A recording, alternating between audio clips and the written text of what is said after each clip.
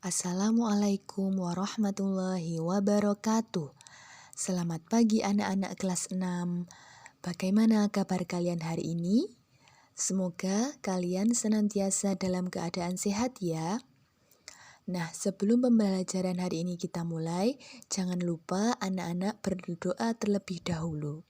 Setelah anak-anak berdoa, mari kita simak penjelasan tentang materi pada hari ini. Nah, materi yang pertama yaitu makna Proklamasi Kemerdekaan Republik Indonesia, muatan IPS, tema 2, subtema 1. Anak-anak, apakah anak-anak sudah tahu apa itu Proklamasi Kemerdekaan Republik Indonesia? Nah, kalau anak-anak belum tahu, akan saya jelaskan. Proklamasi kemerdekaan merupakan sebuah pernyataan bahwa bangsa Indonesia telah berhasil melepaskan diri dari penjajahan. Indonesia telah berdaulat penuh, bebas, merdeka, dan membangun negaranya sendiri, yaitu Negara Kesatuan Republik Indonesia atau disebut NKRI. Anak-anak di sini, apakah sudah tahu gambaran tentang proklamasi? Nah, kalau belum, silahkan simak cuplikan video proklamasi berikut ini ya.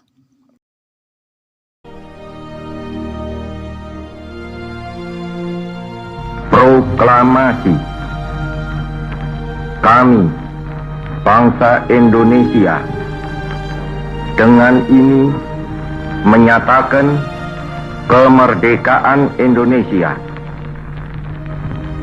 Hal-hal yang mengenai pemindahan kekuasaan dan lain-lain diselenggarakan dengan cara saksama dan dalam tempo yang sesingkat-singkatnya. Jakarta, 17 Agustus 1945,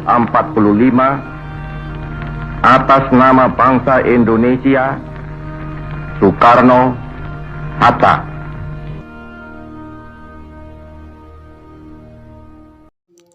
Itu tadi adalah gambaran proklamasi kemerdekaan Republik Indonesia, anak-anak.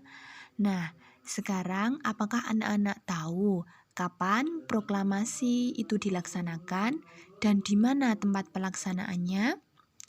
Kalau belum, saya jelaskan.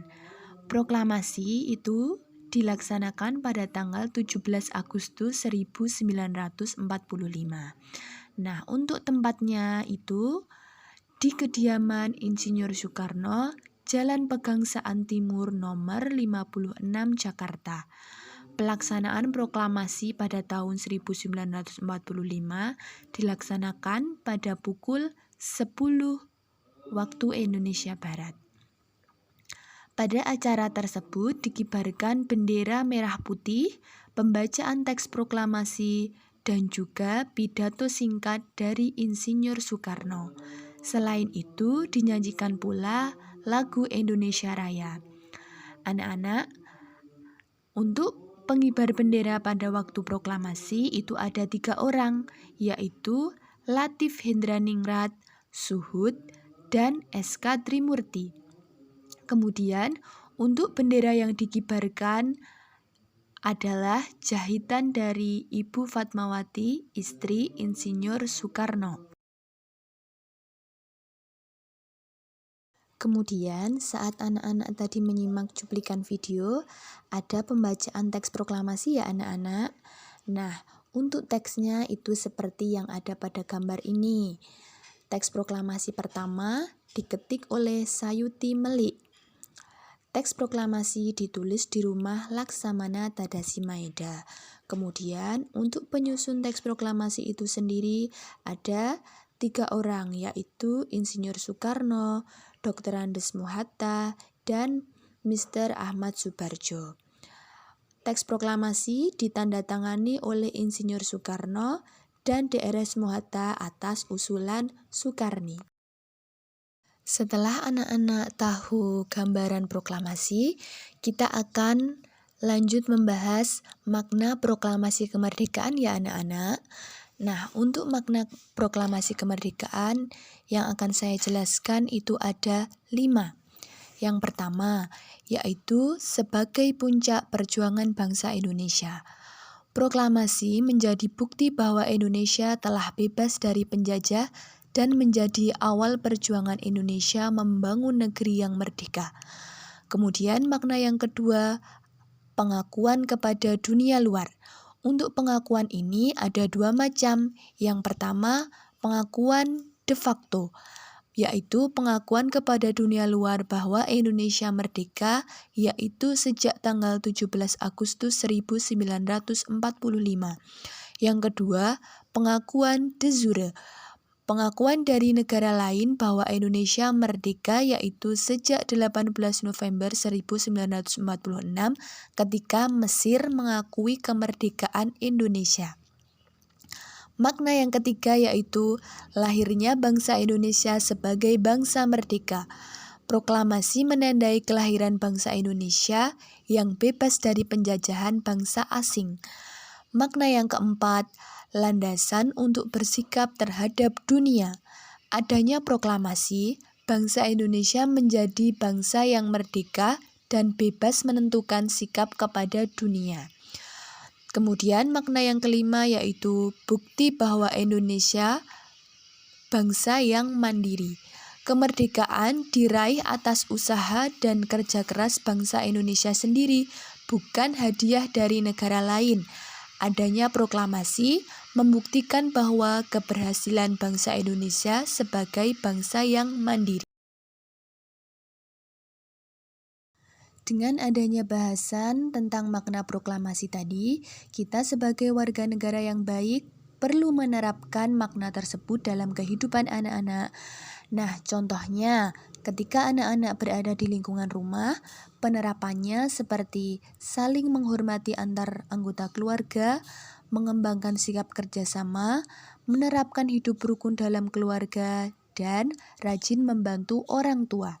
Ketika berada di lingkungan sekolah, anak-anak bisa menerapkan makna proklamasi dengan cara rajin belajar, mengikuti upacara bendera, mengamalkan Pancasila dan UUD 45, mengikuti kegiatan pramuka, serta menghormati guru dan teman.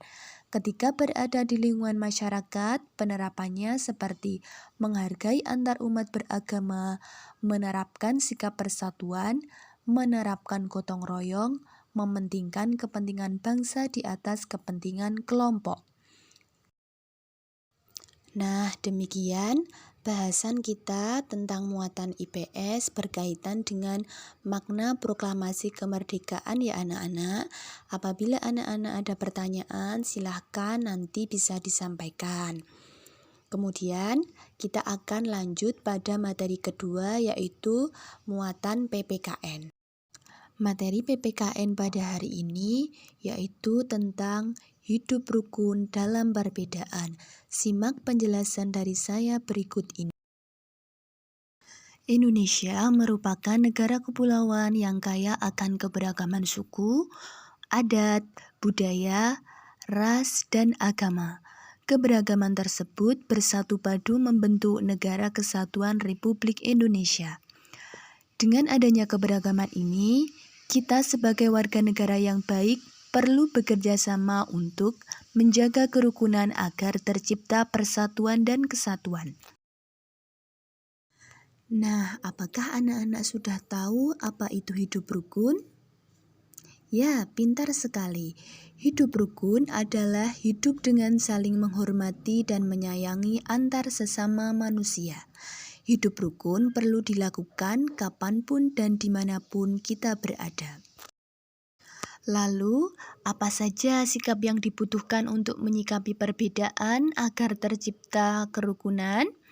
Nah, sikap yang dibutuhkan diantaranya yaitu peduli terhadap orang lain, menanamkan sikap rendah hati, menjaga persatuan dan kesatuan, menanamkan sikap toleransi terhadap orang lain, saling bekerja sama, tidak saling membenci meski terdapat perbedaan, dan menyadari bahwa manusia itu makhluk sosial, di mana makhluk sosial itu pasti kita akan membutuhkan orang lain. Berikut ada beberapa contoh perilaku untuk menjalin kerukunan ya anak-anak. Di antaranya adalah menolong orang lain. Yang kedua, patuh terhadap guru. Yang ketiga, gotong royong. Selanjutnya bermusyawarah, membantu orang tua, dan saling bekerja sama. Nah, ini hanya beberapa contoh saja ya anak-anak. Untuk menciptakan kerukunan itu ada banyak cara. Pasti anak-anak juga sudah tahu bagaimana cara menciptakan kerukunan di lingkungan keluarga, sekolah, maupun di lingkungan masyarakat. Apabila kita sudah berusaha menerapkan hidup rukun, pastilah kita akan mendapatkan manfaatnya anak-anak. Manfaat hidup rukun diantaranya yaitu membuat hidup menjadi damai, nyaman, dan tentram.